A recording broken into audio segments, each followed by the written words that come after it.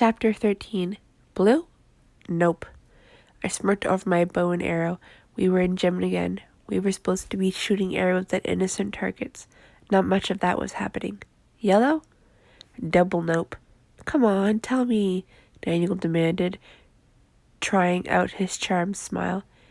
I'm looking for a word, and that word is nope. He looked down the line of students. His eyebrows creased. You are not going to make this easy at all. If I made it easy, you wouldn't enjoy the answer half as much. What if I didn't tell you my favorite color? I shrugged. I'm more interested in your favorite book. That's not fair, he said, irritated. He shot an arrow with more force than necessary. It dug into the target deeper than it should have, but I was the only one who noticed. That's my line, I said, knocking another arrow and releasing it. Truce? He asked, ignoring his bow and arrow altogether as he turned to me. Define truce. If I tell you my favorite book, I get to give you a kiss in front of everyone, and you have to tell me your favorite color. His eyes were playful. That proposition seems weighted heavily in your favor. Therefore, I must decline, I replied. He had been itching to kiss me in front of everyone since I'd arrived this morning, which I couldn't understand. I'd never had a guy this serious about showing the world we were together. You mean me kissing you in front of everyone would be something only I would enjoy? He asked, still playful. I hesitated. I wouldn't mind the kissing part, but you don't want everyone to see. He seemed hurt by the thought. Loner punk chick who loves not to be the center of attention? Does that sound like someone who would enjoy having people stare at me when I kiss the most gorgeous guy in school? No, but I can see, he tapped his temple with one long finger, that if I kiss you in front of all these good people, not only will we be whistled at, and I will personally enjoy it, but Mark, who is, as we speak, plotting ways of getting you away from me so that he can ask you out, will in turn ask Jennifer because he thinks it will make you jealous. You know, I've been thinking a lot about this whole kissing in front of people thing, and I've decided it's not such a bad idea. I threw my bow to the ground. He stepped closer to me, peeking through his lashes in that way he knew was seductively beautiful. Oh yeah? And not just because it will get Mark away from me, I said, mimicking his expression. I think I'd like to let everyone know that you are officially off the market. It came out fiercer than I'd intended. He stepped even closer and wrapped his hands around my hips, drawing me to him. We are going to get detention for this, he warned. Life's tough. He pressed his body into mine forcefully and kissed me in a way that if I hadn't known we were surrounded by people would have made me think we were alone in a dimly lit place. I caved into the kiss, not caring about people seeing, more concerned with the way he felt. A chorus of whistles rang out from Daniel's friends. The girls cried out in disappointed shock. He released me slowly. Green. That's my favorite color, I said. East of Eden. That's my favorite book. Coach blew his ridiculous orange whistle. Detention! Adams, you know we don't allow kissing at school. Sorry, Coach, I, forgot. I heard giggles and more whistles. Looking down the line, I saw that every single person was staring at us with their mouths hanging open. I heard their thoughts. Daniel wasn't putting up the shield as requested. Most of them weren't flattering, but at least they weren't about the pool incident. How did she get him? There was no freaking way. I knew she was freaky. Slut. I can't wait to tell everyone about this. Figures. How did she get the hottest guy in school? I thought he didn't date. Damn him, and I was going to ask her out today. I didn't think he was the type to go for a girl just because she's loose, but I guess we all fall prey to it. I don't know whether to congratulate him or hate him. I guess I can't hate him. We had the same idea. At least I know he'll get some. I placed my hand on Daniel's arm, noticing his face. Impressions of what he wanted to do to Mark floated through my head at the touch, and for a moment I felt overwhelmed by his anger. His fists clenched eagerly as an image of Mark lying dead on the field floated up. His eyes flashed back, and I heard the bow he had picked up start to crunch. "Daniel!" I yelled in his mind, threatened of how close he was to the edge. "I don't care what he thinks about you or me. What matters is that we know the truth." He struggled for a moment more, then he nodded. The darkness and the scenes of death disappeared. I released his arm. He took another deep breath and uncoiled his hand.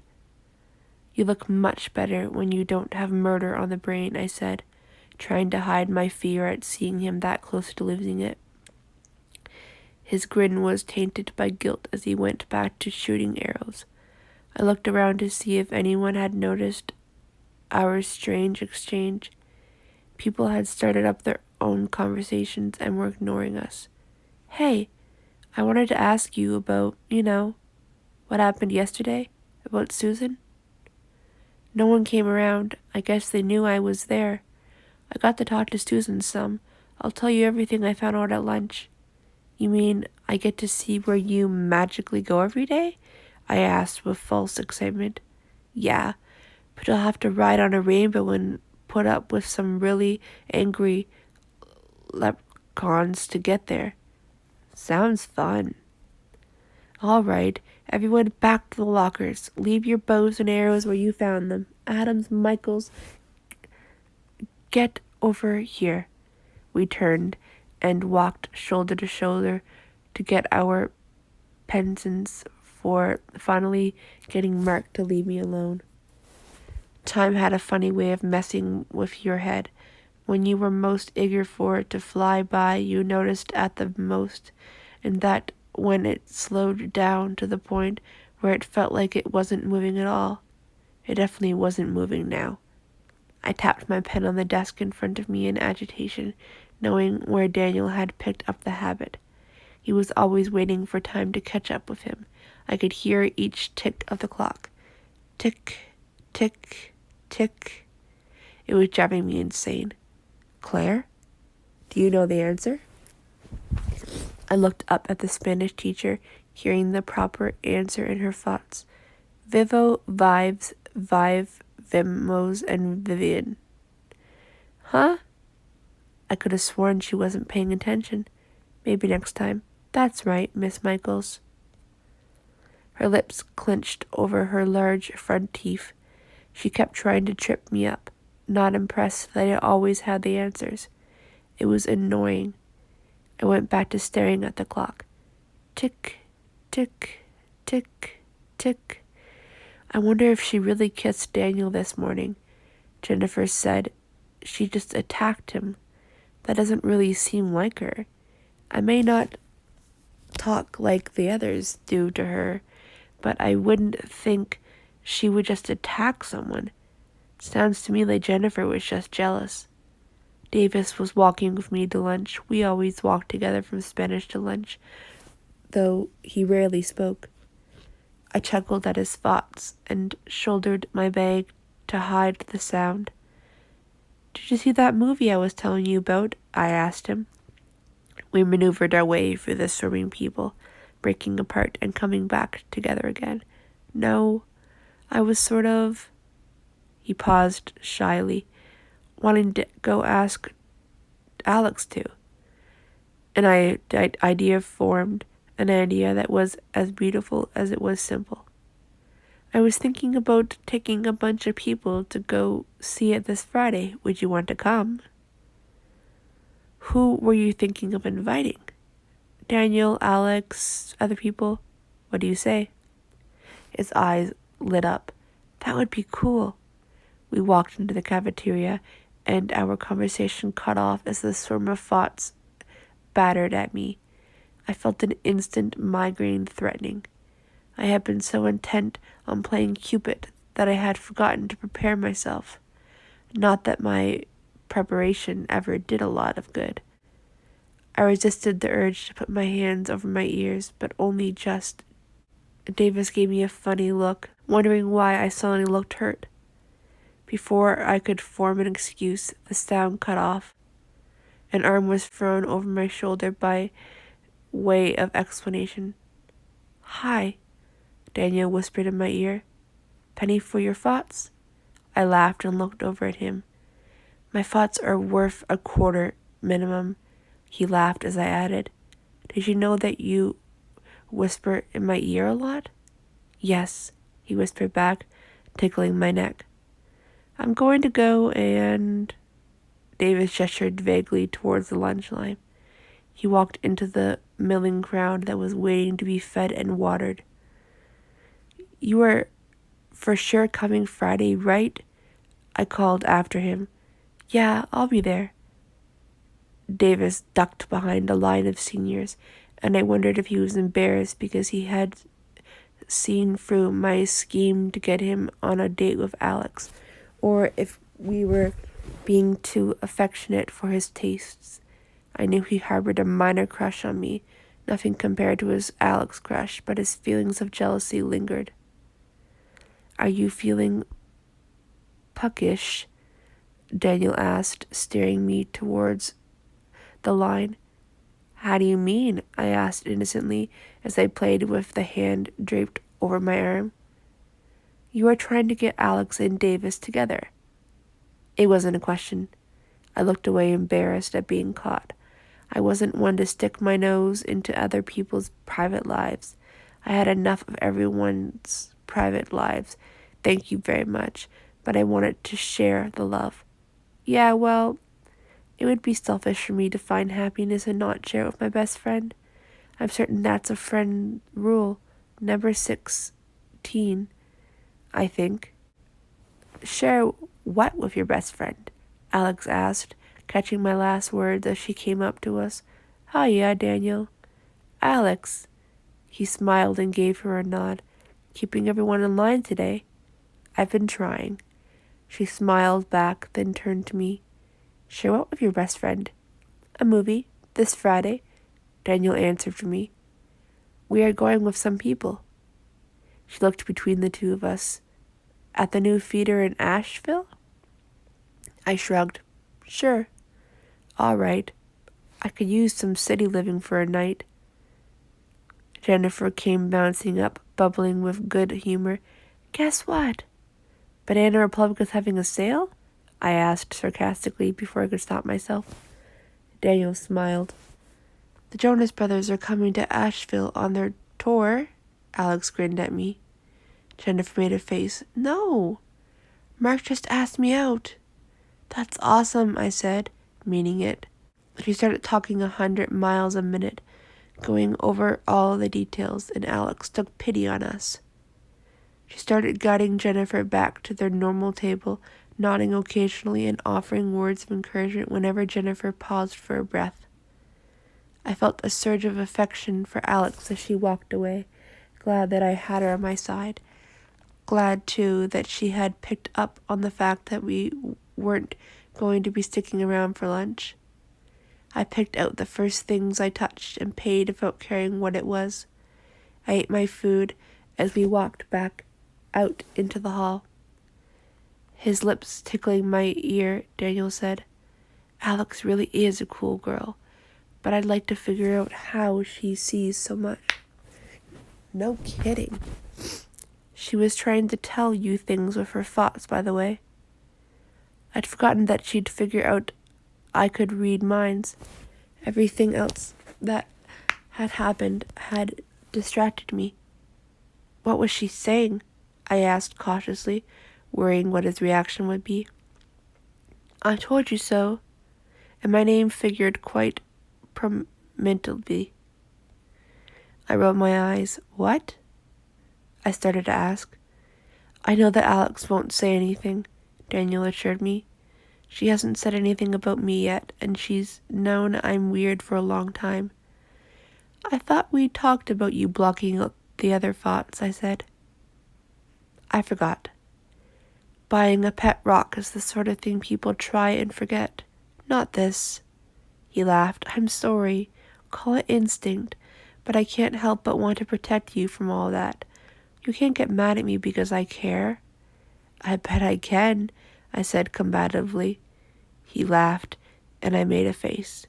It's helpful, I admit, but I just want to take care of myself as far as that's concerned. You want to take care of yourself as far as everything is concerned. He shook his head in exasperation. Are you done eating? We need to go. Yep. I threw a banana peel in the trash can. We were next to a large door that led out into the woods. We are going outside. Yes. He pushed open the door. Tall pine trees were across a short, empty gravel lot. I wasn't sure of the lot's real purpose, but it was certainly useful. I could hear the thoughts of kids who had snuck out back to smoke, and Coach, who was hiding in his car so he could drink his whiskey. Daniel's feet were silent on the gravel. I tried to be just as quiet, but failed miserably. Luckily, the others were too interested in not getting caught to be curious about the noise. It took only seconds to reach the safety of the woods. I thought I wasn't allowed in the woods, I said as the shady branches arched above us. They were a canopy of protection against the bitter blue sky. Alone, Daniel clarified. Pine needles created a thick carpet to our steps, allowing us to pass virtually unnoticed. Daniel set the pace for our walk, his long legs eating up the distance. We walked for about 5 minutes, but it was 5 minutes too long. Even though I was with Daniel and knew I was safe, I couldn't stop my sense of fear. My eyes scrutinized every fallen tree and odd limb for the dog-leg shape of the night stalker I had learned was every watcher's worst nightmare. My encounter with the living nightmare was still too fresh for comfort. Here we are, he said, releasing my hand. I looked around. The trees had thinned, but this part of the forest looked like every other part. What was special about here? Rope stairs descended from a tree in response to the thought. I looked up, and Jackson grinned down from an artfully concealed structure. A tree house? I asked. Do I need a secret password? No. Passwords are too easily learned. We have retinal scanning up here, Jackson said. I frowned at him, trying to decide if he was serious. He's kidding, Daniel said. Jackson thinks he's funny. He's about as funny as getting hit in the knees with a baseball bat, I replied. Margaret appeared behind Jackson, her beautiful face bland and unemotional. She didn't look at me. Did you tell her? I was about to. Daniel held out the stairs for me to climb. I clambered up, feeling as if my childhood dream of having a treehouse was falling short. I could have never imagined a treehouse this cool looking. Jackson helped me up on the platform, then held the wood door open for me. Daniel followed quickly, walking on my heels as I entered. My jaw dropped at what I saw inside. The treehouse was beyond cool. It was elegant. It was expensively decorated, complete with a small sofa and 2 chairs. There were paintings on the walls and thick carpets on the ground. The roof was tin and arched over the decorations with a strange grace. It was the better homes and gardens of treehouses. Daniel laughed at my stunned expression. Impressed? Totally. I figured if I was going to come here every day, I might as well be comfortable. He gestured for me to sit on the couch. Does this make Margaret and Jackson the angry leprechauns? I asked. He snorted with laughter as they followed us in and sat down. The room got warmer as they sat, like someone had turned up the sun. I relaxed into the sofa, the tension from clinching at the cold leaving my body. "Thanks, Margaret," Daniel said. She nodded and took Jackson's hand. "Thanks for what? Glaring?" "I think I have some answers about who is tracking you," Daniel said to me. "Some answers and infinitely more questions." My eyes stopped roaming around the room. "Are you sure they are not after one of you?" I asked hopefully. "Gee, thanks," Jackson said dryly. "Definitely you," Daniel answered quietly. "Oh, just show her," Margaret said. "She'll just keep asking stupid questions until you do." 60 years old and she still hasn't learned patience, Jackson joked, kissing her hand. I watched as Margaret's irritation melted, and I knew that she didn't have to learn. He was her patience. Daniel moved closer to me and put out his hand, palm up as he'd done yesterday. I took a deep breath, still a little uneasy with the visions and thoughts I had encountered so far. These seemed so foreign and vast, like an ocean compared to the baby tide I was used to dealing with. I placed my hand on his and closed my eyes. His thoughts were immediate. This will look funny because I saw it through her distorted memories, and she was on painkillers at the time. He warned me. Just try not to freak out about what you hear." "Okay." Everything went dark, then blurred with color. I was in the forest. I could feel the wind, which was crisp and bitter as it beat against my face. But everything was slightly disorientated, as if I was looking through cellophane or water. There was a moment where I felt separated from Susan. Then there was a strange merging of thought. She bent down and touched a leaf that was dripping with slime and drool. Next to the leaf was a footprint, a human one. She investigated it closer and realized there were more. Next to the human footprint was another print. It looked like a cougar, but it was too big. The toes too far spaced, the claws too large. She followed the direction they were pointing, noticing 2 more tracks on the bed of the forest about 500 yards away. They were the same and were obvious, like whoever had made them didn't care if they were seen. She bent down to examine the tracks further, and as she did, she heard arguing. She froze, and I could hear her thoughts of interest and curiosity. Setting her pack down, she started to creep forward, her first instinct one of caution. She stopped at the crest of the mountain she had been climbing. In the disordered haze of color and movement, I saw 3 human figures and 2 night stalkers. 2 of the 3 human figures were exceptionally tall and lean. The third was stooped but broad shoulders, a result of years of hard labor and unyielding hard knocks. Their faces, because of the distortion and the distance, were fuzzy and difficult to see.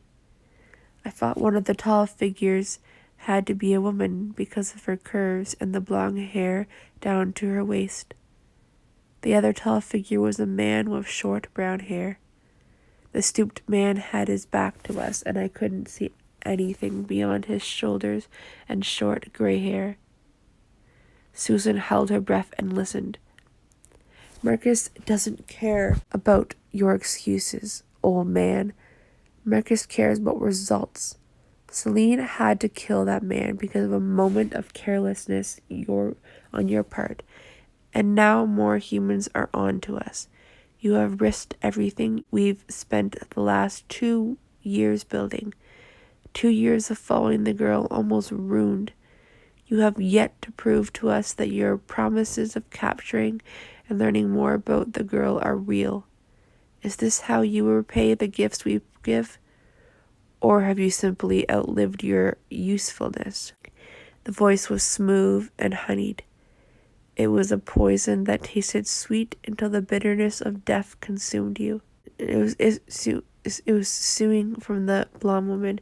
She shifted like a lion on the prowl as she spoke, her anger obvious. From the way she moved, I could tell she was a watcher. Her grace was too alien, too precise to be human. Lady Cassandra, she is being protected. A sliver of fear the forest ranger didn't know went through me. I knew that voice. It was the voice I had been hearing all over the place. It was the voice that hungered for my death. Enough of your excuses. If we find out the fire at the school was you, we will not be happy, the brown-haired watcher said. You were sent to watch, to find out a way to get close to the girl, not to extract your own form of justice. You had best remember that. I am loyal to our cause, the old man said. He shifted his weight uncomfortably. I would never risk what we are working for in a moment of anger. The old man must have some ability to block them out at will, or had learned it because they obviously weren't reading his thoughts. From the tone of their voices, his fake fact irritated them. But then, why had I hurt him? More importantly, why did he hate me so much? You had better be certain of that, Lady Cassandra warned in her viciously sweet voice. I am Lady, most certain.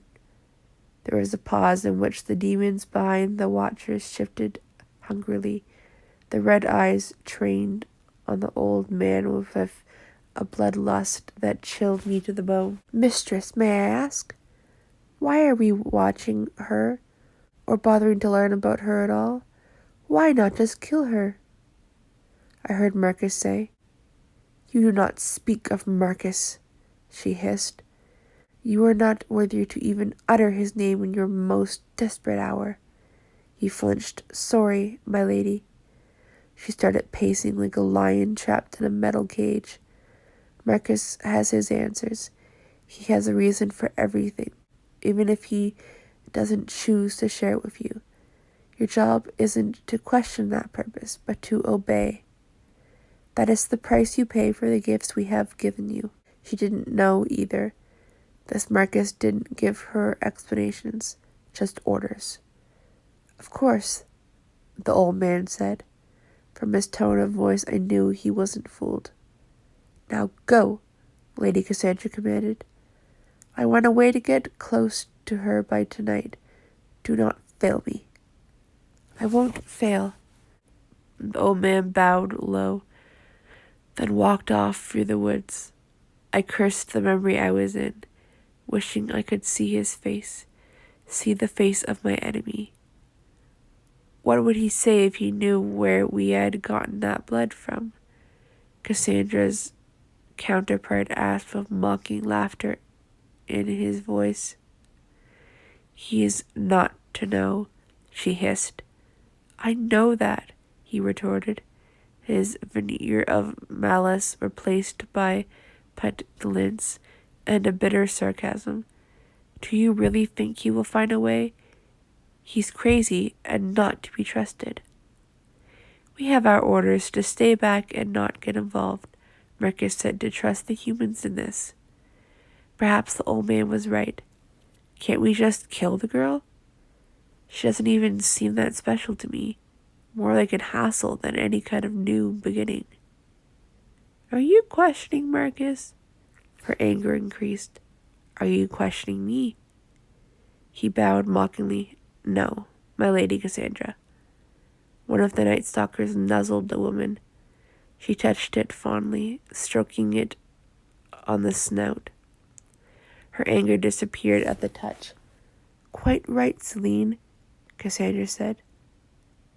What did she say? She says we should stop arguing and let her have the human at the top of the hill.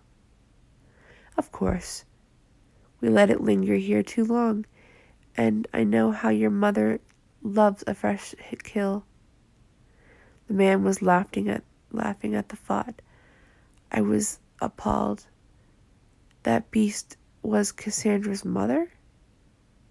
I couldn't see their faces or any other form of precise detail, but I could see Cassandra's eyes when she looked up at Susan. The ranger's memories were strong on that point. They were coal black and deader than the darkest pit of hell. They were the only vivid thing on her face. They burned into my brain, etching lines of tenor into my memories. Susan scrambled away from the hill and started running. She didn't understand what was happening, but knew that death would arrive on swift wings if she didn't get away. Daniel dropped his hand, and I gasped. My return to the present was not as smooth as previous ventures into the past. I think I'm going to be sick, I warned. Susan's fear was just too immediate, her emotions having merged too much with mine. Adrenaline pumped through my veins, and my muscles tensed around me, churning in my gut. Take her outside, Margaret demanded. Daniel rushed me to the door, pulling me into his arms. He leapt to the ground and gently set me down again as soon as he landed. I immediately collapsed to all fours and threw up. When my lunch was on the carpet of pine needles, I sat down on my haunches. I turned to stare at Daniel, appreciating his dark features, taking courage from the pain he had endured over long years.